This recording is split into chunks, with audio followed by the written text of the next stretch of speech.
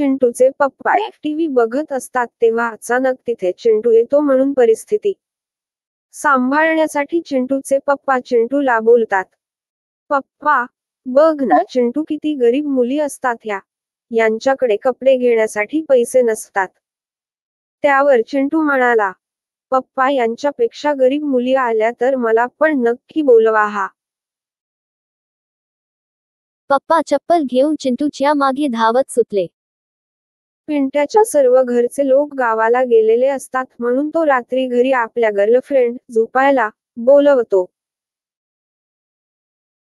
What बघत बघत जवळ 1 तास होतो, नंतर 2 तास होतात, नंतर 4 तास होतात पण त्याची गर्लफ्रेंड काय येत नाही.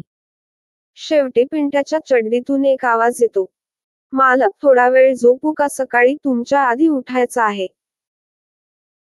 नवरा बायको कार्यक्रम करत असतात. नवरा बायकोला बोलतो, नवरा कार्यक्रम करताना कोणाला जास्त मज्जा येते. बायको, अरे वेड्या, जेव्हा आपण कानात बोट टाकतो आणि कान खाजतो तेव्हा कानाला मज्जा येते का बोटाला. एका बायल्या मुलाचं लग्न 4 मुलीशी होत. सुहागरात्री बायल्या मुलगा मुलीची चड्डी काढतो, ठोकायला सुरुवात करतो. मुलगी, अरे पटकन टाक ना. बायल्या, अरे टाकला तर आहे. मुलगी, अरे मेल्या, आतमध्ये तर काहीच नाही आहे. बायल्या, चायला बाहेर पण नाही आहे. भोसीडीचा गेला कुठ. नवरा बायकोची लग्नाची पहिली रात्र असते.